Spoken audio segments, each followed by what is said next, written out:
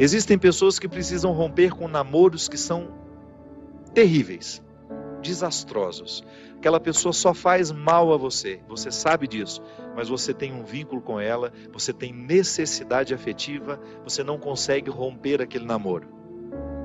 Então, de repente, você se encoraja, você fica com tudo claro diante de você, essa pessoa não me faz bem, eu não posso me casar com essa pessoa, porque se no tempo do namoro já está assim, imagina na época do meu casamento, depois no meu tempo de casado, vai virar um inferno pior ainda do que já é. Aí você se encoraja, motivado por pessoas que estão ao seu lado, a romper. Aí é terrível no dia que você rompe. O sofrimento é cruel dentro de você. Parece que você nunca mais vai se recuperar, que você só pensa naquela pessoa. Por quê? Porque apesar dela te fazer tão mal, você tem um vínculo doentio com ela, de dependência afetiva. Você sabe que ela te faz mal, mas você não sabe viver sem ela. Aí você começa a dar passos. A primeira semana é horrível. Você sofre, você chora, você não pode ouvir a música, você não pode sentir o cheiro, você não pode ver aquele pedacinho de não sei o que ele esqueceu lá na sua casa, que tudo aquilo é terrível. Mas de repente você começa a dar passos de libertação. É como se você estivesse andando na direção de uma terra que só vai te fazer bem. E um mês depois aquele sofrimento ficou melhor, 2 meses depois aquele sofrimento melhor, e de repente você não está nem mais lembrando. Claro que ainda existe ali um vínculo silencioso sendo desarmado, porque a dependência afetiva, ela não morre da noite para o dia. A gente precisa, é como se você fosse sufocando uma célula cancerosa com o processo da quimioterapia, sabe? Que você vai retirando a vida da célula cancerosa, que é a célula que nos mata. Aí digamos que 3 meses depois, você encontra de novo com aquela pessoa e você tem aquela famosa recaída. Aí pronto. O castelo que você estava construindo, o chão que você tinha andado, que tinha sido tão difícil, você joga fora e você volta para o Egito, você volta para a escravidão. Você faz o mesmo que os companheiros de Moisés queriam fazer, voltar a comer a cebola, voltar a comer o alimento podre, estragado. Aí você reata aquele relacionamento, porque ele é doentio e você não cuidou da devida distância que você deveria manter. Porque quando você tem essa dependência afetiva, você tem que estabelecer a distância, porque senão você não se cura. Você tem que parar de querer saber da vida daquela pessoa, porque senão você não se cura. Você precisa parar de ficar fuçando o Facebook dela, porque senão você não se cura. Você precisa parar de ficar investigando a vida. Onde que ela foi? O que ela está? Você tem que cessar todos os pontos que podem lhe fazer querer voltar para o Egito. Porque senão você nunca vai se libertar. Aí 3 meses depois você está bela e formosa já, matando a célula cancerígena, você vai dar mais uns beijos na boca, volta àquela dependência horrorosa e o inferno retorna na sua vida. Na sua primeira semana é até bom que está tudo voltando. Daqui a pouco, minha filha, você está no inferno pior do que você estava 3 meses atrás. É assim. Quando a gente não sabe viver o desconforto que nos edifica, a gente se boicota o tempo todo. É como parar de beber, é como parar de fumar. Você fica sem fumar 1 ano e você comemora porque você parou de jogar aquela toxina cancerígena no seu organismo. E de repente você vai lá e acende um cigarro de bobeira e aquele vício volta como se fosse um monstro capaz de te comer inteiro. Pronto.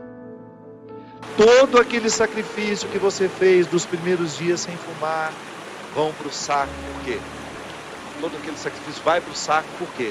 Porque você não foi capaz de viver o desconforto de renunciar. Minha gente, é impressionante como essa mão de Deus nos auxilia assim, nos fazendo conscientes do que nós precisamos romper na nossa vida. São situações que a gente precisa estabelecer limites para elas, porque senão a gente não vai ser curado nunca. A gente vai ficar eternamente doente na fila dos necessitados, chorando e mendigando um pãozinho de bondade do outro, um pãozinho de afeto do outro. Pelo amor de Deus, nós não fomos feitos para isso. Nós não fomos feitos para ficar arrastando dependentes afetivamente dos outros. A gente foi feito para amar. E o amor só tem sentido na nossa vida se for para nos edificar, se for para nos ajudar a atravessar o desconforto do deserto. Caso contrário, ele não faz sentido. Esse pseudo-amor, esse falso amor que às vezes a gente diz sentir um pelo outro, que não nos ajuda nos desconfortos do deserto. Eu preciso viver os meus desertos, você precisa viver os seus. E os verdadeiros amigos são aqueles que reconhecem os desertos que o outro precisa passar e falam: isso mesmo, vamos passar por esse deserto porque você precisa dele. Agora, a Poliana, ela quer aquela vida feliz, ordenada. Lembra daquela personagem? A Poliana, onde tudo era o jogo do contente, né? Para com isso. Assassine esse instinto infantil que existe dentro de você, que lhe faz ter medo dos desconfortos da vida. O desconforto da vida, quando bem vivido, ele só nos torna melhores. Tira essa máscara de coitadinha que você gruda na sua cara para os outros terem eternamente pena de você. Você só perde tempo na vida assim. Que bobagem! Deus nos segura na nossa mão, é para a gente ter condições de atravessar esse deserto. Não é para ficar recaindo eternamente e voltar a comer as cebolas do Egito, porque a gente teve dó de nós, porque a gente teve dó do outro. A caminhada é para frente que se vai. E chega um momento, quando Moisés chega diante de Deus e fala: agora você resolve essa situação, que eu não sei mais o que fazer. Já construíram um bezerro de ouro no meio do caminho, já arrumaram confusão, já estão adorando até outras situações, então nem lembrando que o Senhor existe. Eles só não voltam porque está longe demais, mas retornam de outra maneira, não retornam na geografia, sabe? Eles não voltam geograficamente porque estava longe já do Egito. Eles morreriam no meio do caminho. Mas não voltavam geograficamente, mas voltavam afetivamente. Que às vezes a gente já ultrapassou o território da nossa escravidão física. Eu já saí da cadeia, mas a cadeia não saiu de mim. É assim que funciona. Eu já dei os passos na direção da minha liberdade, mas eu não fiz a conquista da minha liberdade. Eu não decretei a conquista da minha liberdade. Então eu fico afetivamente preso ao meu passado, lamentando as cebolas do Egito, lamentando o namoro que terminou, a situação que foi terminada, a amizade que foi traída. Então, quando Moisés está diante do Mar Vermelho e ele fica apavorado, que agora eles não tinham mais para onde ir, ou atravessavam o mar, ou voltavam para o Egito, e o exército do faraó já estava chegando para capturá-los, o que ele faz? Ele tem uma reunião particular com o Senhor, né? Uma audiência particular de urgência.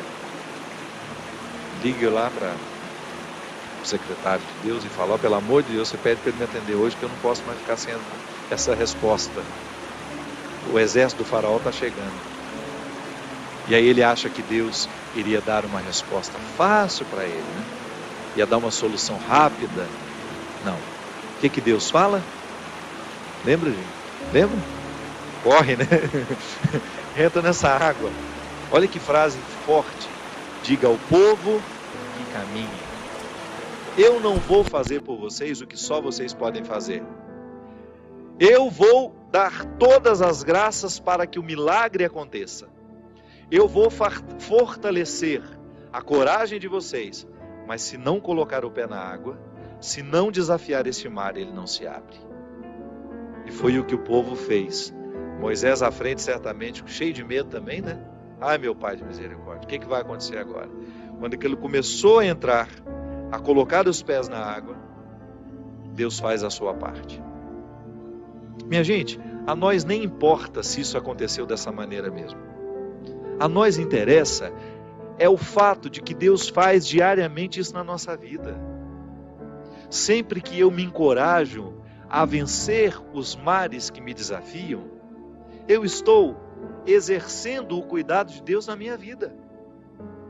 Sempre que eu me encorajo a colocar o pé no mar que me ameaça, eu estou cumprindo a parte da promessa de que Ele estará sempre ao meu lado. Você faz a mesma coisa. Sempre que você desafia os seus mares, sempre que você enfrenta os seus desconfortos, Quando você não tem medo do desconforto que lhe chega, quando você olha para ele de frente, você fala: e agora? O que é que nós vamos fazer a partir desse momento? O que você me traz de bom? O que você está me desafiando? Eu vou aqui recrutar as minhas melhores partes, porque só isso me interessa. Se o desconforto me chega, eu preciso atravessar esse deserto para poder alcançar essa parte da terra prometida que me espera. É assim que funciona. Não há uma fórmula mágica para a vida. Ainda que a gente não acreditasse em Deus, nós teríamos de viver os desconfortos que nos fazem crescer. Ainda quem não crê em Deus precisa enfrentar os desconfortos de sua história, de sua existência. Agora é claro que quando a gente acredita em Deus, quando nós acreditamos de que existe alguém superior a nós, nos capacitando para a gente fazer a travessia, um conforto a mais nos é oferecido. Por isso, baseados na experiência deste conforto que eu já fiz, que você já fez, em muitos momentos, quando essa mão de Deus cuidou de nós, e que a gente dá continuidade ao processo de caminhada, de enfrentamento. É enfrentamento, a palavra é essa. Se a gente não vive os enfrentamentos diários dos nossos desertos, dos nossos conflitos, dos nossos medos, a gente nunca vai chegar ao conhecimento da terra que Ele nos preparou.